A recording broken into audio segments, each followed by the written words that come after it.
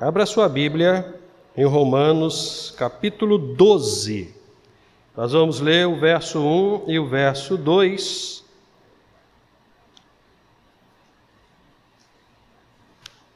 Como eu disse no início, irmãos, a irmã Adriana, agora estamos transmitindo. Eu até queria explicar aos queridos que pegaram o culto daqui para frente, do louvor para frente, é porque no primeiro momento nós tivemos uma assembleia, e a assembleia é um movimento interno. Algumas decisões foram tomadas, mas a irmã Adriana, eu já comuniquei no início, ela agradece à igreja as orações, ela já está em casa, deu tudo certo com a cirurgia, Deus abençoe a vida e a família dela.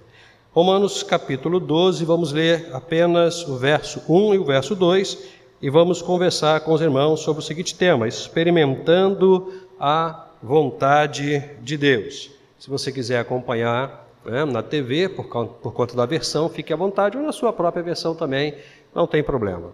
Portanto, irmãos, exorto-vos pelas compaixões de Deus, e apresenteis o vosso corpo como sacrifício vivo, santo e agradável a Deus, que é o vosso culto racional.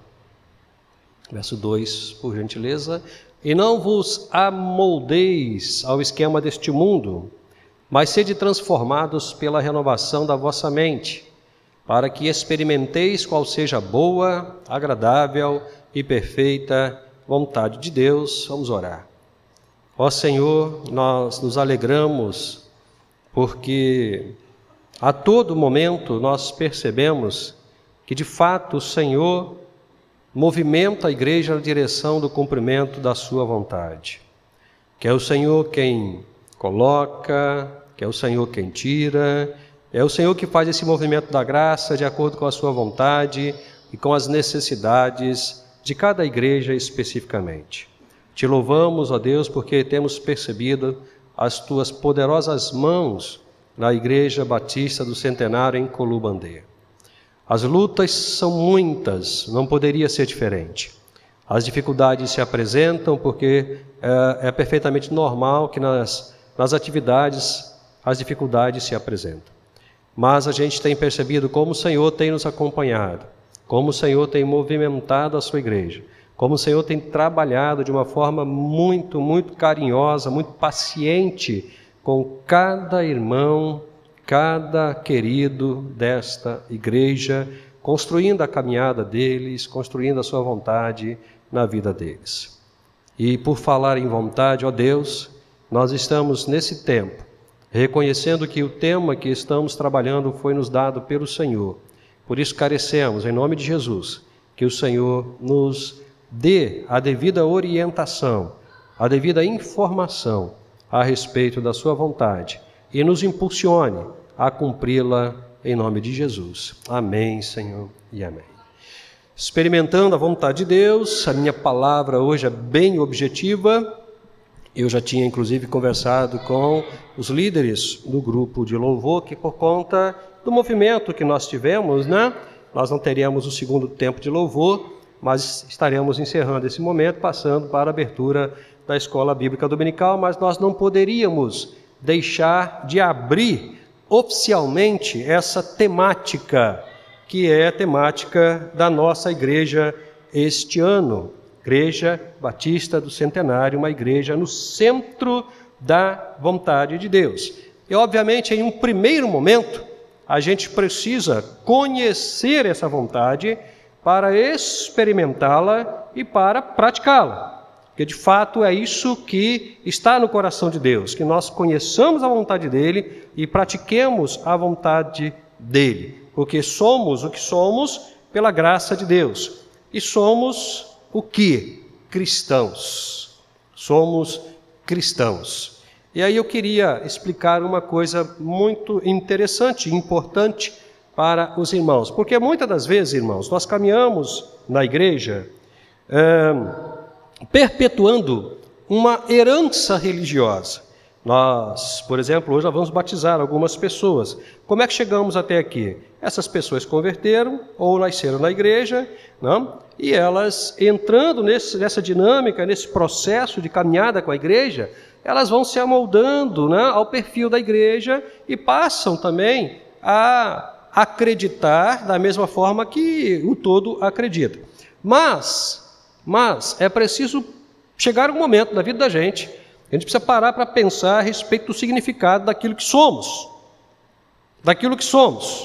E aí é muito importante nós termos algumas informações, até mesmo do ponto de vista histórico, para que a gente possa estar avaliando, considerando se de fato aquilo que entendemos que é ser cristão é o que a Escritura Sagrada diz que é ser cristão. Os irmãos vão de lembrar comigo que nos Atos dos Apóstolos, quando há uma perseguição em Jerusalém, Saulo perde carta ao Sinédrio e começa a perseguir os cristãos, porque no início da igreja, a igreja não era bem vista. Você vai ver isso lá no próprio livro de Atos, que é o livro histórico da igreja, não? E aí, com aquela perseguição, o pessoal de Jerusalém, que estava concentrado lá, uma igreja com mais de 5.000 membros, não? Eles são obrigados a fugir, a se espalhar. Um grupo cai em Antioquia. Jerusalém está aqui embaixo, Antioquia está lá em cima. Não? São dias de viagem. Mas o grupo vai para Antioquia e continua o trabalho da pregação do Evangelho. Continua o trabalho, não? Dos relacionamentos para ganhar pessoas para Cristo. E há um momento, o movimento começa a crescer, a igreja se constitui, e há um momento que o povo de Antioquia, olhando para a igreja, fala uma coisa muito interessante. Eles são cristãos. O texto de Atos diz o seguinte: pela primeira vez, os seguidores de Jesus são chamados de cristãos. Eles não se chamaram de cristãos, eles foram chamados de cristãos. Por quê? Lembra que eu falei? Jerusalém está cá embaixo, Antioquia está lá em cima, muito lá em cima, muitos dias de viagem. Jesus nunca esteve lá. Jesus nunca foi a Antioquia. O ministério de Jesus estava ali na Judéia, na Pérea, na Galiléia, naquela área ali, né, que é a faixa do Mediterrâneo. Estava ali tranquilo, caminhando para lá, caminhando para cá, cuidando dos discípulos, curando enfermos, mas Antioquia ele nunca foi. O povo de Antioquia não tinha a menor noção da cor dos olhos de Jesus. Mas aqueles irmãos foram chamados de cristãos. E a pergunta é: como pode? O que significa? Primeira coisa,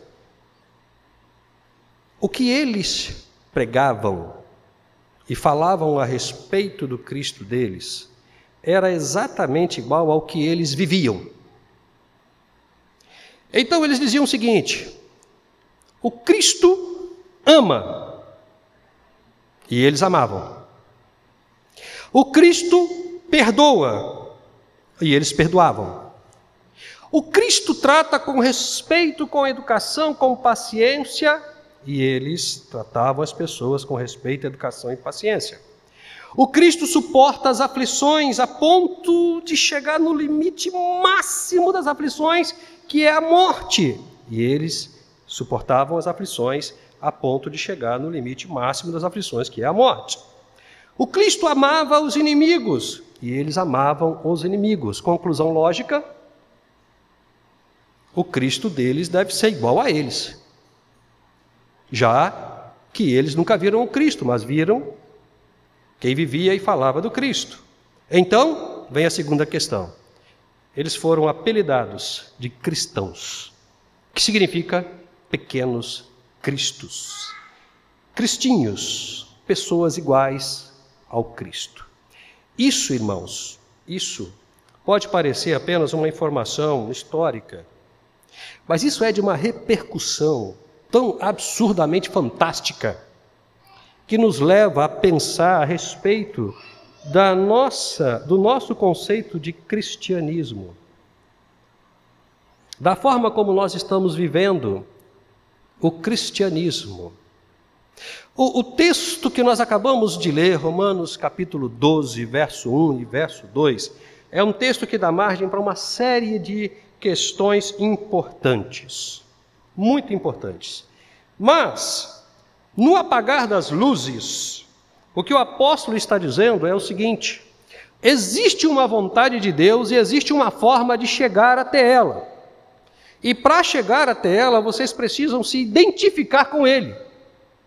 Vocês precisam ser uma extensão dele, a ponto de quaisquer pessoas que olharem para vocês, digam para vocês: você é um cristão. Porque você é muito parecido com o seu Cristo. Porque aquilo que você diz que Ele ensinou para você, para que você faça, eu vejo que você faz. Então, eu só posso concluir que se você faz e diz que está fazendo porque o seu Cristo mandou você fazer, o seu Cristo deve ser assim. Não pode ser diferente. Uma das grandes questões importantes das escolas filosóficas, né, do período antigo da história da humanidade, ali o período clássico, né, da história da humanidade, ali 500 antes de Cristo até, na verdade, 200 depois de Cristo, era o fato de que todos os mestres das escolas filosóficas, eles tinham a faculdade de formar os seus discípulos, os seus alunos, exatamente igual a eles, na forma de pensar, na forma de falar, na forma de se relacionar. Não poderia ser diferente com Cristo. Não poderia ser diferente com Cristo. Qual é a diferença entre essas escolas e o cristianismo? É que os líderes dessas escolas e os seus discípulos morreram e não ressuscitaram. Então, os seus ensinamentos ficaram apenas como registro histórico. Mas o Cristo morreu, ressuscitou e continua influenciando as pessoas a viverem exatamente da mesma forma que ele viveu.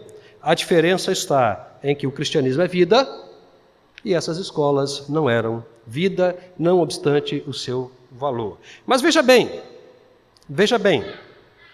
é preciso entender que há uma vontade divina e há uma forma de se chegar a essa vontade divina. E esta forma passa necessariamente por se amoldar, tomar a forma da pessoa do Cristo. Isso é percebido quando o apóstolo diz: não vos amoldeis, não assumam a forma do mundo. Não façam isso. Não se esquematizem. Não entrem na forma para que vocês saiam exatamente como o mundo quer que vocês saiam. Como a gente não consegue fazer duas coisas ao mesmo tempo, pelo menos sob o ponto de vista das limitações humanas e no que diz respeito às emoções e sentimentos e percepções, se você não faz uma coisa, sobra tempo para você fazer outra. Uma coisa muito importante, irmãos, uma pequena aulinha de hermenêutica, para que os irmãos entendam como funciona a Escritura Sagrada. Uma pequena aulinha. Se você gravar isso, você já pode pegar o diploma de doutor em interpretação da Bíblia. Quando a Bíblia diz para você, não faça, é porque alguém está fazendo. Quando ela diz faça, é porque não tem ninguém fazendo. O mandamento, ele sempre vai no sentido contrário da prática. Então, se a Bíblia diz, Paulo está escrevendo aos irmãos de Roma, e por extensão diz a nós, não vos amoldeis ao esquema deste mundo. É porque lá em Roma, na igreja de Roma, algumas pessoas, talvez muitas pessoas, estavam entrando na forma do mundo. E aí estavam assumindo as características mundanas. Maneira de falar. A gente vai tratar tudo isso, irmão, se o Senhor nos permitir. Maneira de falar, linguagem repreensível, quando deveria ser irrepreensível, relacionamentos dificultosos. Eu me lembro que quando Paulo escreve aos Coríntios, né, ele diz o seguinte: vocês são uma igreja muito interessante. No meio de vocês tem um dizendo que é de Paulo, outro que é de Apolo, outro que é de não sei quem. E no final ele diz o seguinte: fala com aquelas duas irmãzinhas lá, que estão brigadas, para elas se consertarem no Senhor. Relacionamentos dificultosos. Um dos maiores desafios para o Evangelho no tempo moderno, vestimenta tanto masculina quanto feminina. Há algumas pessoas que se vestem de uma forma que você não consegue olhar para ela. Fica difícil até você olhar para a pessoa. Algumas irmãzinhas, alguns irmãozinhos que se vestem de uma forma cuja dificuldade está até em conversar com ela, olhando para ela. E coisas semelhantes a estas que os irmãos sabem muito bem, incluindo sentimentos e emoções negativas.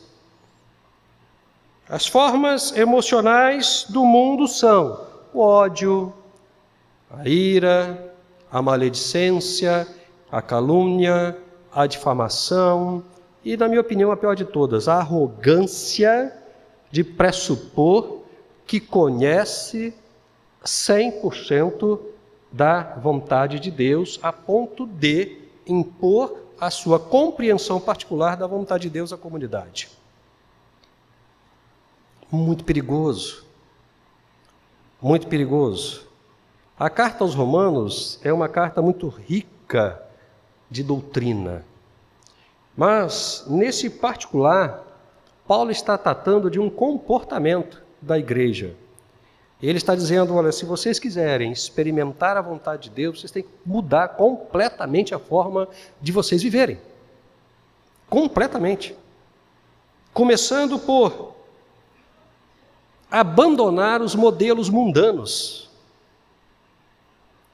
Meus irmãos, todos os dias, em todos os momentos, em todos os lugares, nós recebemos propostas mundanas. Através da internet. A internet, então, através da internet, da TV, e uma série de outros movimentos que nós conhecemos muito bem, que nos propõem a mundanização dos nossos relacionamentos, inclusive com Deus. Então Paulo começa dizendo o seguinte: saiam dessa forma e entrem na forma de Cristo, para que vocês tenham a forma dele. A segunda coisa que ele diz é o seguinte: se você saiu, se você abandonou a forma do mundo, agora começa a transformar a sua mente, começa a transformar a sua forma de pensar, de avaliar, de considerar, de perceber. Em outro lugar, Paulo vai nos ajudar dizendo o seguinte: se vocês já nasceram com Cristo, pensai nas coisas que são do céu, pensai nas coisas que são de cima. Em outro lugar, Paulo vai endossar isso e vai dizer: quando vocês se reunirem, falai entre vós com salmos, hinos, cânticos espirituais, bendizendo a Deus, abençoando os irmãos, pensando bem dos irmãos, cuidando uns dos outros. Transforme a mente, a forma de pensar, de olhar, de considerar. Eu me lembro que há um tempo atrás eu li aqui na igreja, né, e um texto bem conhecido dos irmãos, quando o profeta, sendo usado por Deus, Deus fala através do profeta o seguinte: eu bem sei o pensamento que eu tenho a respeito de vocês, que é pensamento de prosperidade, pensamento do bem. E aí Paulo diz o seguinte: transforme a sua forma de pensar. Em outro momento, volta a dizer, pensai nas coisas que são de cima. Em outro momento, Paulo vai fazer uma analogia do corpo humano com o corpo de Cristo, vai dizer, Cristo é a cabeça, Ele é o cérebro, Ele é a mente. E aí a gente entra numa crise, porque eu sei plenamente que é assim que deve funcionar. No meu coração, na minha alma, que a minha mente deve estar centrada na mente de Deus, mas eu me pego pensando mal do irmão, eu me pego pensando mal da irmã. Quando eu menos espero, eu estou pensando o que eu não deveria pensar, falando o que eu não deveria falar, e é uma crise, é uma luta, é uma batalha. Eu falei aqui uma vez e eu acompanhei as mensagens dos irmãos, Ivani falou também com muita propriedade, eu queria repetir: o seu pior inimigo, talvez o inimigo mais forte que você tenha que enfrentar, é você mesmo. É você mesmo. Qualquer outro inimigo fora de mim é passivo de ser vencido com mais facilidade do que vencer a mim mesmo. Nós nos movemos, isso é muito delicado, nós, religiosos, cristãos, crentes, Bíblia, como você queira se chamar, nós nos movemos em função das nossas crenças. Nós comemos, bebemos e nos vestimos em função das nossas crenças. Mas se as crenças estiverem equivocadas, se elas não estiverem centradas na vontade de Deus, se elas não forem reflexo da mente de Deus, então nós estaremos equivocados em nossas crenças. E a gente percebe uma crença equivocada pelo comportamento de quem acredita de forma equivocada. Vocês já repararam, irmãos, que uma pessoa cuja crença não está centrada na vontade de Deus, quando é confrontada, ela se irrita com muita facilidade?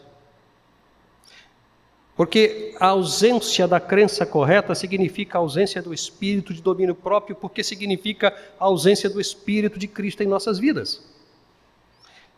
Se eu creio da forma correta, se a minha fé está centrada na vontade de Deus, se os meus pensamentos refletem os pensamentos de Deus, qualquer pessoa, quaisquer pessoas podem me questionar do jeito que quiser, até me ofender, mas eu manterei a docilidade, manterei a paciência, manterei a paz, porque eu sei em quem tenho crido, como tenho crido, porque tenho crido. E nada abalará a minha crença, porque ela está centrada na vontade de Deus.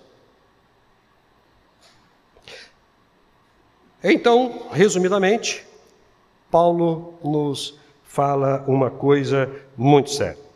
Você quer experimentar a vontade de Deus? 2 passos importantes. Primeiro, nunca entre na forma do mundo. Nunca. Você resolve isso pelo processo de santificação. Segunda coisa, mude a sua forma de pensar. Mude a sua forma de pensar. Deixe que Cristo pense por você. Deixe que de fato Ele seja o cérebro, aquele que pensa na sua vida.